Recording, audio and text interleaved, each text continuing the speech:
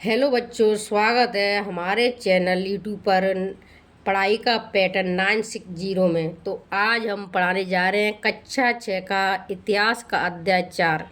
इसका नाम है क्या बताती है हमें किताबें और खबरें। इससे थोड़ा पहले की चर्चा कर ले कि इससे पहले हमने जो हड़प्पा सभ्यता के अध्याय 3 में हड़प्पा सभ्यता के बारे में पढ़ाया है। तो हड़प्पा सभ्यता एक नगरीय सभ्यता थी, ठीक है। और मैंने ये बताया कि हड़प्पा सभ्यता कैसे कैसे हड़प्पा सभ्यता का नष्ट हुआ था, इस सभ्यता का अंत कैसे हुआ था, ठीक है। नगरों का विनाश कैसे हुआ था। तो नगरीय सभ्यता का विनाश होने के बाद में अब दोस्तों जो वैदिक सभ्यता है वो एक ग्रामीण सभ्यता है, ठीक है।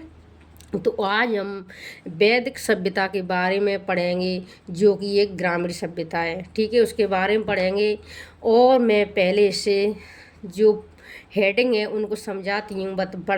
आज हम वो देखेंगे कि हम क्या क्या पढ़ेंगे। दुनिया के प्राचीनतम ग्रंथों में एक है, इनके बारे में पढ़ेंगे। जो 4 वेद हैं, आपने वेद तो सुने ही होंगे ना, उनके बारे में पढ़ेंगे। 4 वेद हैं, उनमें सबसे प्राचीनतम वेद है वो है ऋग्वेद, ठीक है, जो कि संस्कृत भाषा में लिखा हुआ है। तो बच्चों हम इसके बारे में पढ़ेंगे। इससे आगे आपको बताती हूँ वही संस्कृत और अन्य भाषा भी थी, लेकिन एक महत्वपूर्ण भाषा इनकी एक राजभाषा थी, वो संस्कृत थी, ठीक है।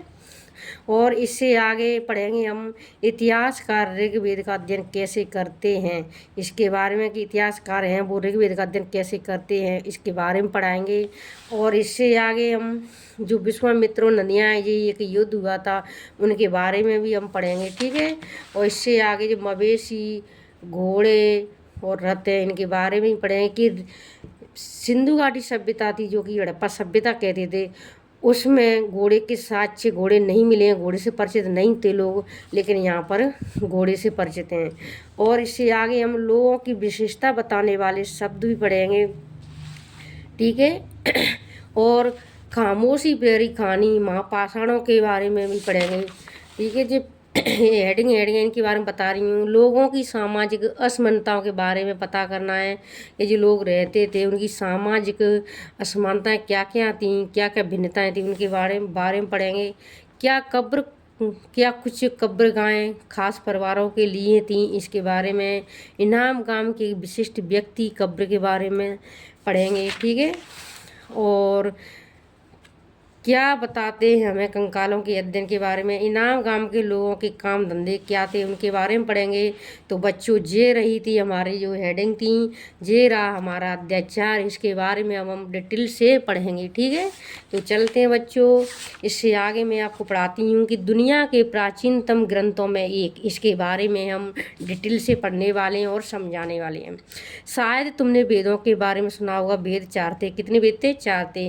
ऋग्वेद, सामवेद, यजुर्वेद तथा अथर्ववेद, ठीक है। वेद कितने थे? मतलब वैदिक सभ्यता में, वैदिक सभ्यता क्यों कहते हैं कि वेदों से, इसमें वेदों का अध्ययन किया गया, वेदों का ही इसमें वेद हैं, वेदों का ही अध्ययन किया गया इसमें। तो ऋग्वेद में मतलब वेद कितने थे? 4। ऋग्वेद, सामवेद, यजुर्वेद, अथर्ववेद। सबसे पुराना वेद कौन सा है बच्चों? तो ऋग्वेद है, जिसकी रचना लगभग कब हुई थी? ऋग्वेद की रचना लगभग 3500 साल पहले हुई थी। ऋग्वेद में 1000 से ज़्यादा प्रार्थना है, जिन्हें क्या कहते हैं? सूक्त कहा जाता है। यानी ऋग्वेद में क्वेश्चन बनता है बच्चों कि ऋग्वेद में कितनी प्रार्थना है या कितने सूक्त हैं? तो कितने? 1000। सूक्त का मतलब है अच्छी तरह से बोला गया, या नहीं पहले लिखा नहीं जाता था, मतलब मुँह से ही बोला जाता था। तो मतलब अच्छी तरह से, सूक्त का मतलब क्या है कि अच्छी तरह से बोला गया, यानी मुँह से बोला गया। ये विभिन्न देवी देवताओं की स्तुति में रचे गए हैं, ठीक है। विभिन्न देवी देवताओं की स्तुति में रचे गए हैं। इनमें से 3 देवता बहुत महत्वपूर्ण है। कौन कौन से? अग्नि, इंद्र और सोम। देवता तो और भी है, लेकिन इनमें सबसे महत्वपूर्ण देवता कौन से हैं? अग्नि है, इंद्र है, सोम है। अग्नि याग के देवता होते हैं, ठीक है। इंद्र युद्ध के देवता होते हैं। यानी आपसे क्वेश्चन पूछा जाए कि युद्ध के देवता कौन है, तो कौन है, इंद्र हैं। और पूछा जाए कि आग के देवता कौन है, अग्नि है, तो ये तो नाम से ही सो रहा है। और पूछा जाए कि सोम एक पौधा है, यानी कहने का मतलब क्या है कि सोम क्या है, एक पौधा है जिससे खास पेय बनाया जाता था। सोम से क्या बनाया जाता था, एक पेय पदार्थ बनाया जाता था। वैदिक प्रार्थनाओं की रचना ऋषियों ने की थी। जो वैदिक प्रार्थना थी, सूक्तियाँ थी, उनकी रचना किसने की थी, ऋषियों ने की थी। आचार्य विद्यार्थियों को इन्हें अक्षरों, शब्दों, वाक्यों में बांटकर सस्वर पाठ द्वारा कंठस्थ करवाते थे। या नहीं, बच्चों को जो मतलब ऋषि होते थे, वो आचार्य होते थे, विद्यार्थियों क्या करवाते थे, उनको कंठस्थ करवाते, सस्वर यानी उन पर वहाँ सुन सुन के याद करवाते थे। ठीक है, सुन सुन के क्या करवाते थे, याद करवाते थे, बोल बोल के याद करवाते थे। ठीक है, अधिकांश सूक्तों के रचयिता, सीखने और सिखाने वाले कौन होते थे, पुरुष होते थे। ठीक है, कुछ प्रार्थनाओं की रचना महिलाओं ने भी की है। ऋग्वेद की भाषा एक प्राक संस्कृत या वैदिक संस्कृत कहलाती है। ऋग्वेद की भाषा क्या कहलाती है, प्राक यानी प्राचीन संस्कृत या वैदिक संस्कृत कहलाती है। ऋग्वेद कालीन जो भाषा है वो प्राचीन संस्कृत भाषा है। तुम स्कूल में जो संस्कृत पढ़ते हो उससे यह भाषा थोड़ी भिन्न है, यानी जो आज हम पढ़ रहे हैं स्कूलों में जो संस्कृत भाषा, उससे जो पहली प्राचीन संस्कृत भाषा है तो दोस्तों कैसी है, वो भिन्न है। ठीक है, अरे तो क्वेश्चन बनता है कि ऋग्वेद की भाषा कैसी थी, प्राक संस्कृत या वैदिक संस्कृत थी। ठीक है, तो बच्चों इससे आगे पढ़ते हैं कि संस्कृत और अन्य भाषाएं के बारे में मैं बताती हूँ आपको कि संस्कृत भाषा भारोपीय किसे कहते हैं बच्चों, भारत प्लस यूरोपीय भाषा जो बनती है ना, मिलके बनती है दोनों से, भारत से प्लस यूरोप से, इसको कहते हैं भारोपीय भाषा। भारोपीय भाषा परिवार का हिस्सा है कौन सी, संस्कृत। ठीक है, तो पूछा जाए कि संस्कृत किस भाषा परिवार का हिस्सा है, तो भारोपीय यानी भारत प्लस यूरोपीय। भारत की कई भाषाएं जैसे असमिया, गुजराती, जैसे असम की असमिया, गुजरात की गुजराती, हिंदी, कश्मीरी, सिंधी, एशियाई भाषाएं जैसे फारसी तथा रोम की बहुत सी भाषाएं जैसे अंग्रेजी, रोम की बहुत सी भाषाएं, अंग्रेजी, फ्रांसीसी, जर्मन, यूनानी, इतालवी, स्पेनिश आदि इसी परिवार से जुड़ी हुई हैं। ठीक है, इन्हें एक भाषा परिवार के इसलिए कहा जाता है क्योंकि आरंभ में उनमें कई शब्द एक जैसे थे। उदाहरण के लिए मातृ संस्कृत, माँ हिंदी, मतलब मातृ संस्कृत का शब्द है, माँ हिंदी का है, मदर अंग्रेजी शब्द को देखिए। ठीक है, तो ऐसे बनी थी।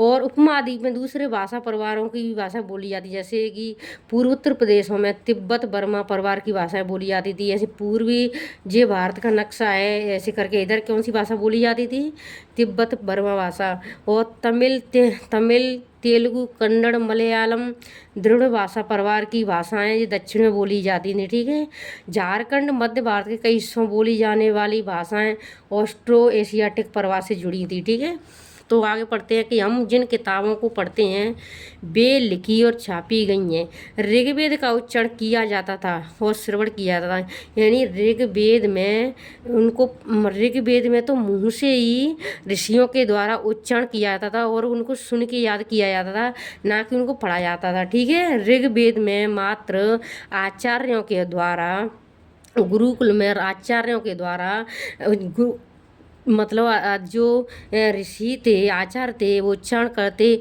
बच्चे उनको सुन सुन के कंठस्थ करते थे। ठीक है, ना कि पढ़ा जाता। रचना के कई सदियों बाद इसे पहली बार लिखा गया था। रचना के कई सदियों बाद इसे पहली बार लिखा गया था। इसे छापने का काम तो मुश्किल से 2 सालों पहले हुआ है।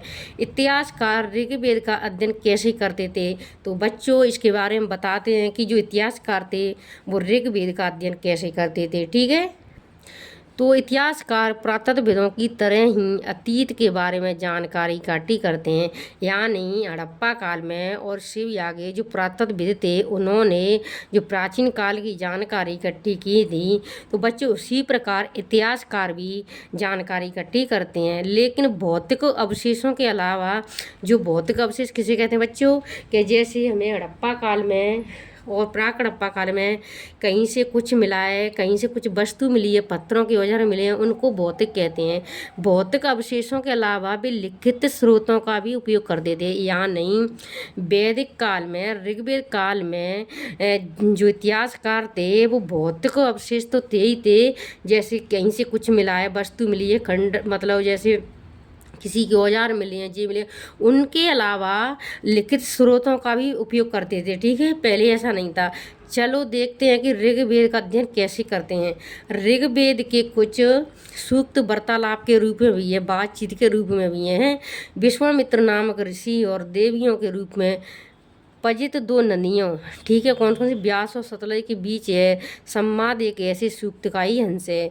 तो बच्चों ये क्वेश्चन बन सकता है कि विश्वामित्र नामक ऋषि और देवियों के रूप में जो पजित दो मतलब कौन सी दो नदियाँ थी, उनके बीच में एक संवाद ऐसे ही सूक्त का अंश है, वो तो कौन सा आएगा, ब्यास और सतलज।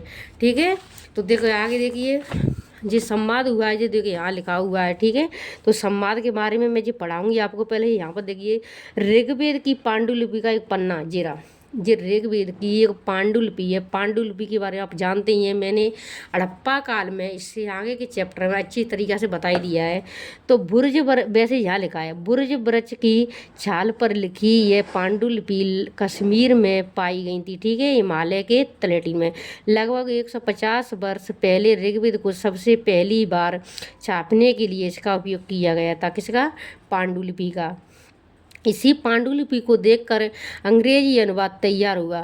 यह पांडुलिपि पुणे से महाराष्ट्र के एक पुस्तकालय में सुरक्षित रखी हुई है। तो ये पांडुलिपि सुरक्षित कहाँ पर रखी हुई है आज भी, पुणे महाराष्ट्र में। ठीक है, पुणे महाराष्ट्र के पुस्तकालय में रखी हुई है। ठीक है, तो बच्चों इससे आगे हम पढ़ते हैं कि विश्वामित्र और नदियों के बारे में जो संवाद है उसके बारे में हम बताती हूँ आपको।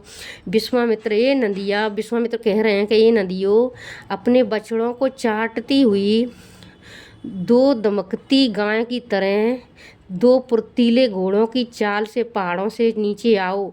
मतलब ये नदी के बारे में बता रहे हैं कि ये नदी अपने बछड़ों को चाटती हुई, यानी जो चट्टान हैं उनको चाटती हुई दो दमकती गायों की तरह दो फुर्तीले घोड़ों की चाल से पहाड़ों से नीचे आओ। इंद्र द्वारा दी हुई शक्ति से स्फूर्त तुम रथों की गति से सागर की ओर बह रही हो। तुम जल से परिपूर्ण हो और एक दूसरे से मिल जाना चाहती हो। नदियों के बारे में कौन कह रहे हैं, विश्वामित्र कह रहे हैं। नदियाँ बोलती हैं, जल से परिपूर्ण हम देवताओं के बनाए रास्ते पर चलती हैं। नदी कह रही है कि ये विश्वामित्र, हम तो जो देवताओं के बनाए रास्ते पर, जल से परिपूर्ण हम देवताओं के जो बनाए हुए रास्ते उन पर चलते हैं। एक बार निकलने पर हमें रोका नहीं जा सकता। हम एक बार निकल आते हैं तो हम रुकते नहीं हैं। ए ऋषि, तुम हमसे प्रार्थना क्यों कर रहे हो, कौन कह रही, नदियाँ कह रही हैं। विश्वामित्र कहते हैं, ये बहन मुझे गाय की प्रार्थना सुनो। मैं रथों और गाड़ियों सहित बहुत दूर से आया हूँ। मुझे गायक की प्रार्थना सुनाओ। मैं बहुत दूर से रथों से और गाड़ियों से आया हूँ। कृपा करके अपने जल को हमारे रथों और गाड़ियों की धुरियों के ऊपर न उठाओ ताकि हम आसानी से उस पार जा सके। कौन करें, विश्वामित्र। ये संवाद है, ये किस नदियों के बारे में मैंने आपको बताया है कि ब्यास और सतलज नदी के बारे में है। ये क्वेश्चन बनता है। नदियाँ बोलती हैं, हम तुम्हारी प्रार्थना सुनेंगे जिससे तुम सब सुरक्षित उस पार जा सको। इतिहासकार यह बताते हैं कि यह प्रार्थना उस क्षेत्र में रची होगी जहाँ ये नदियाँ बहती हैं। वे यह भी सुझाते हैं कि जिस समाज में ऋषि रहते थे वहाँ घोड़ों और गायों को बहुत महत्व दिया गया था। तो बच्चों, मैं आपको एक बात बताती हूँ कि साथ ही साथ मैं आपको याद दिलाती हूँ हड़प्पा काल की सिंधु घाटी सभ्यता की, कि आपने वहाँ पर गायों के और घोड़ों के साक्ष्य नहीं देखे थे। वो लोग गाय और घोड़ों से परिचित नहीं थे, और वैदिक काल में आते आते लोग घोड़ों से गायों से परिचित हो गए थे। ठीक है, इसलिए नदियों की तुलना घोड़ों और गाय से की गई है। ऋग्वेद की प्रार्थना माने दूसरी नदियों, खासकर सरस्वती, सिंधु और उसकी सहायक नदियों का भी जिक्र है। गंगा और यमुना का उल्लेख सिर्फ एक बार हुआ है। कहा गया कि ऋग्वेद में, क्वेश्चन बनता है कि ऋग्वेद में गंगा और यमुना नदियों का उल्लेख कितनी बार हुआ है। तो बच्चों आप बताओगे, एक बार हुआ है। और ऋग्वेद काल में जो ब्यास सतलज तो हैं, इनके अलावा सरस्वती, सिंधु, इन नदियों का भी उल्लेख हमको मिलता है। ठीक है, और अब इससे आगे हम पढ़ेंगे कि मवेशी और घोड़े और रथ के बारे में। ऋग्वेद में मवेशियों, बच्चों, खासकर पुत्रों और घोड़ों की प्राप्ति के लिए अनेक प्रार्थना की जाती थी।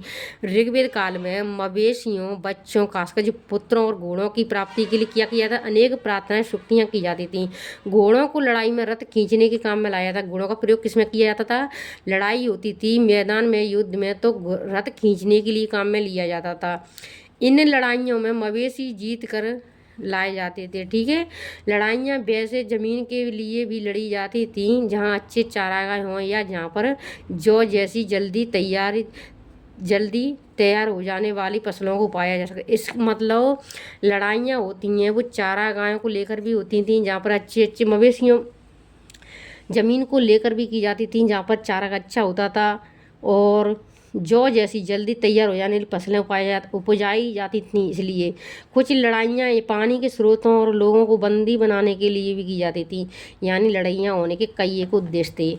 युद्ध में जीते गए धन का कुछ भाग सरदार रख लेते थे। यानी जो सरदार लोग थे, युद्ध में जीते हुए धन का कुछ भाग सरदार रख लेते थे, तथा कुछ हिस्सा प्रोतों को दिया जाता था। प्रोत होते उनको दिया जाता था। शेष धन आम लोगों बट जाता था। या नहीं, जो विजेता होता, जो जीत जाता युद्ध में, तो धन का कुछ भाग तो सरदार लोग थे वो रख लेते थे, और कुछ हिस्सा जो प्रोत होते थे वो रख लेते थे, और शेष बचे धन को जो आम लोग होते थे वो बांट लेते थे। कुछ धन यज्ञ करने के लिए प्रयोग होता था, मतलब यज्ञ होती थी। या नहीं, वैदिक काल में, ऋग्वेद काल में यज्ञ शुरू हो गई, तो यज्ञ होती थी, उनमें भी धन का प्रयोग किया जाता था। कुछ धन को यज्ञ के लिए बचा के रखा जाता था। यज्ञ की आग में आहुति दी जाती थी। ठीक है, यज्ञ की आग में क्या किया जाता था, यज्ञ की आग में आहुति दी जाती थी। ये आहुतियाँ देवी देवताओं को दी जाती थी। किसको दी जाती थी, देवी देवताओं को। घी, अनाज और कभी कभी जानवरों की भी आहुतियाँ दी जाती थी। यानी आहुतियाँ किस किस की दी जाती थी, घी की, अनाज की, और कभी कभी तो जानवरों की भी आहुतियाँ दी जाती थी। बताओ ये कैसा यज्ञ है, बताओ इसमें जानवरों को झोंक रहे हैं, किसी की जान कोई डाल रहे हैं, मतलब ख़त्म कर रहे हैं। अधिकांश पुरुष इन युद्धों में भाग लेते थे। कोई स्थायी सेना नहीं होती थी। यानी ऋग्वेद काल में कोई स्थायी सेना नहीं होती थी, लेकिन लोग सभाओं में मिलते जुलते थे। ठीक है, और युद्ध व शांति के विषय में सलाह मशवरा करते थे। लोग सलाह, कहाँ पर जो सभा होती थी लोगों की, वहाँ पर मिलते थे और युद्ध व शांति के विषय में क्या करते थे, सलाह बनाते थे, सलाह मशवरा करते थे। यहाँ ऐसे लोगों को अपना सरदार चुनते थे जो बहादुर और कुशल होता था। यानी जो सभा होती थी वहाँ पर लोग अपना एक ऐसा मेन लीडर या सरदार को चुनते थे जो बहुत शक्तिशाली, कुशल योद्धा होता था और बहादुर होता था। ठीक है, इसको सुनते थे। अब आगे मैं पढ़ाती हूँ लोगों की विशेषता बताने वाले शब्द क्या हैं। लोगों का वर्गीकरण काम में किया जाता था। भाषा, परिवार या समुदाय, निवास स्थान या सांस्कृतिक परंपरा के आधार पर किया जाता था। इन लोगों का जो वर्गीकरण है, लोगों का जो वर्णों में विभाजन किया है, उसके आधार पर, तो ये बच्चों में आपको बताती हूँ, ऐसा सिंधु घाटी सभ्यता में नहीं था, हड़प्पा कालीन सभ्यता में नहीं था। ये आके हमारे ऋग्वेद काल में हुआ है ऐसा। ठीक है, कि लोग कितने वर्णों में मतलब विभाजित हो गए, किसके आधार पर, काम के आधार पर, भाषा के आधार पर, कि वहाँ पर कैसी भाषा, परिवार या समुदाय के आधार पर, या निवास स्थान कहाँ पर रहते हैं उनके आधार पर, सांस्कृतिक परंपरा के आधार पर किया जाता है। ऋग्वेद में लोगों की विशेषताएं बताने वाले कुछ शब्दों को देखो। ऐसे दो समूह हैं जिनका वर्गीकरण काम के आधार पर किया गया है। पुरोहित, ठीक है, पुरोहित, जिन्हें कभी कभी ब्राह्मण कहा जाता है। जो पुरोहित होते थे उनको ब्राह्मण कहा जाता था। तरह तरह के यज्ञ और अनुष्ठान करते थे। ठीक है, कौन, पुरोहित लोग, जिनको ब्राह्मण कहा जाता है। क्या करते थे, इनका आज भी यही काम है, यज्ञ करते, अनुष्ठान करते थे। दूसरे लोग राजा थे। ठीक है, ये राजा वैसे नहीं थे जिनके बारे में तुम बाद में पढ़ोगी। ये ना तो बड़ी राजधानियों महलों में रहते थे, ना इनके पास सेना थी, ना ही ये कर वसूलते थे। राजा कैसे थे, नाम मात्र के राजा थे, ना तो इनके पास कोई बड़ी राजधानी थी, ना ये महलों में ही रहते थे, ना इनके पास कोई सेना थी, ना ही ये कोई कर टैक्स वसूल करते थे। ठीक है, ये नॉर्मली राजा थे, नाम मात्र के राजा थे। प्राय राजा की मृत्यु के बाद उसका बेटा अपने आप ही शासक नहीं बन जाता था, ठीक है। ये चुने जाते थे, ठीक है। इनका क्या होता था, चुने जाते थे, मतलब अपने आप में ही राजा का बेटा शासक नहीं बनता था, ठीक है। ये नियम था ऋग्वेदिक काल में। तो बच्चों मैं आपको आगे बताती हूँ कि ऋग्वेद काल में जनता या पूरे समुदाय के लिए दो शब्दों का इस्तेमाल होता था, यानी जनता है या पूरा समुदाय है, इसके लिए दो शब्दों का इस्तेमाल होता था। एक था जन, जिसका प्रयोग हिंदी व अन्य भाषा में भी आज भी होता है, यानी जन मतलब जो जनता है या पूरा जनता का एक समुदाय है, इसके लिए ऋग्वेद काल में किस शब्द का प्रयोग होता था, जन का, ठीक है। दूसरा विश्व, जिससे वैश्य शब्द निकला है, दूसरा शब्द विश्व, इससे क्या निकला है, वैश्य शब्द। इस विषय पर हम अध्याय 5 में आगे पढ़ेंगे। विश्व वैश्य शब्द पर ऋग्वेद में विश्व और जनों के नाम मिलते हैं या नहीं। क्वेश्चन बनता है कि किस काल में या किस में, मतलब कौन से वेद में या कौन से सभ्यता में विश्व या जन शब्द का उल्लेख मिलता है, तो वो मिलता है बच्चों ऋग्वेद में। इसलिए हमें पुरु जन या विश्व भरत जन या विश्व युद्ध जन, विश्व जैसे कई उल्लेख मिलते हैं। जिन लोगों ने इन प्रार्थनाओं की रचना की वे कभी कभी खुद को आर्य कहलाते थे, ठीक है। जिन लोगों ने ऋग्वेद काल में जो प्रार्थनाएं थी उनकी रचना की, वे लोग खुद को क्या मानते थे, आर्य, तथा अपने विरोधियों को और अपने को उच्च मानते थे, आर्य मानते थे, और जो उनके विपक्षी थे, विरोधी थे, उनको दास या दस्यु कहते थे कि ये हमसे नीचे हैं, हमारे दास हैं ये, तो ऐसा मानते थे। दस्यु वे लोग थे जो यज्ञ नहीं करते थे, ठीक है। दस्यु किसको माना जाता था, दस्यु यानी दास किसको माना जाता, जो लोग यज्ञ नहीं करते थे, ठीक है। और शायद दूसरी भाषाएं बोलते थे। बाद के समय में दास स्त्रीलिंग दासी, मतलब जो स्त्री होती दासी शब्द का मतलब गुलाम हो गया था। पहले इनको मतलब दास शब्द इसके लिए नहीं था जो गुलाम होते उनके लिए, लेकिन धीरे धीरे यही शब्द गुलाम में बदल गया। दास वे स्त्री और पुरुष होते हैं जिन्हें युद्ध में बंदी बनाया जाता है, ठीक है। दास और दास वे स्त्री पुरुष को किसको माना जाता था, जो युद्ध में बंदी बनाया जाता था। लेकिन बाद में ये शब्द गुलाम के रूप में परिवर्तित हुआ। पहले ऐसा नहीं था, पहले तो जो यज्ञ करता वो आर्य था, नहीं करते थे वो दस्यु या दास थे। उन्हें उनके मालिक की जायदाद माना जाता था, किसको, दास को। जो दास थे वो जो आर्य मतलब राजा थे, उनकी जायदाद किसे माना जाता था, उन मतलब किसको, दास को। जो भी काम मालिक चाहते थे वो सब उनसे करवाते थे, ठीक है। वो लोग उन दास थे, वो लोग जो मालिक चाहते वो करते थे, ठीक है। जिस युग में उपमहाद्वीप के उत्तर पश्चिम में ऋग्वेद की रचना हो रही थी, यानी इधर उत्तर पश्चिम में ऋग्वेद की रचना हो रही थी, उसी समय दूसरी जगहों पर एक अलग तरह का विकास हो रहा था। वो उसके आगे मतलब यहाँ पर तो उत्तर पश्चिम की साइड तो ऋग्वेद की रचना हो रही थी, तो उधर ही दूसरी साइड दूसरी जगहों पर भी अलग अलग तरह के विकास हो रहे थे। कोई बैठेगा तो नहीं, विकास ही हो रहा था, ठीक है। तो इसके बारे में पढ़ते हैं। खामोश प्रेरी कहानी महापाषाणों की, ठीक है। ये शिलाखंड महापाषाण, जो पत्थर के महापाषाण में बड़े बड़े पत्थर होते हैं, महा माने बड़ा, पाषाण है पत्थर, ठीक है, बड़ा पत्थर। ऐसा कोई बड़ा पत्थर और बड़े बड़े पत्थर होते थे, बहुत बड़े बड़े नाम से जाने जाते नहीं। महापाषाण किसको कहते हैं, बड़े पत्थर को कहते हैं। ये पत्थर दफन करने की जगह पर लोगों द्वारा बड़े करीने से लगाए गए थे। ऐसे ये पत्थर दफन करने की जगह पर जो लोगों को दफनाते हैं ना, उनके नीचे बड़े करीने से लगाए गए थे। महापाषाण कब्र बनाने की प्रथा लगभग 3 साल पहले से शुरू हुई थी, पहले नहीं थी बच्चों। जो महापाषाण में जो कब्र बनाने की, जो बड़े बड़े पत्थरों के द्वारा जो कब्र बनाई जाती थी, ये प्रथा लगभग 3000 साल पहले शुरू हुई है। यह प्रथा दक्कन या दक्षिण भारत, उत्तर पूर्वी भारत और कश्मीर में प्रचलित थी। यह कहाँ पर थी, ये महापाषाण कब्र बनाने की जो प्रथा कहाँ पर थी बच्चों, तो ये दक्कन में थी, दक्षिण भारत में थी और उत्तरी पूर्वी साइड थी वो कश्मीर में, ठीक है, यहाँ पर प्रचलित थी। कुछ महत्वपूर्ण महापाषाण प्रार्थना स्थल दिखाएं। कुछ महापाषाण जमीन के ऊपर ही रख दिए जाते थे, कुछ बड़े बड़े जो पत्थर थे वो जमीन के ऊपर ही रख दिए जाते थे, ठीक है। कुछ महापाषाण जमीन के भीतर, कुछ तो ऊपर ही रख देते थे, कुछ उनको अंदर रख देते, ठीक। मैं बताती हूँ आपको, मैं पे बताती हूँ जी ऐसी, ठीक है। ये महापाषाण है बड़े बड़े, इसमें ऐसे कब्र बनाई जाती थी, ऐसे नीचे दफनाया जाता, रखा जाता था, ठीक है। इस तरह के महापाषाण को ताबूत सवादान भी कहा जाता है, शिष्ट, ठीक है। यहाँ देखिए सिस्टम में एक पोर्ट होल या बड़ा सुराख भी है जो शायद पत्थरों को बने और कमरे में जाने के रास्ते के लिए, ठीक है।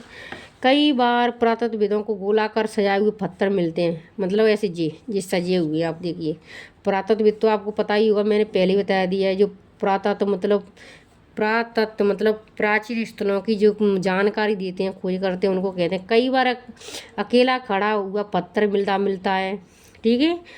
ये एक ही मात्र प्रमाण है जो जमीन के नीचे कब्रों को दर्शाते हैं। महापाषाणों के निर्माण के लिए लोगों को कई तरह के काम करने पड़ते हैं।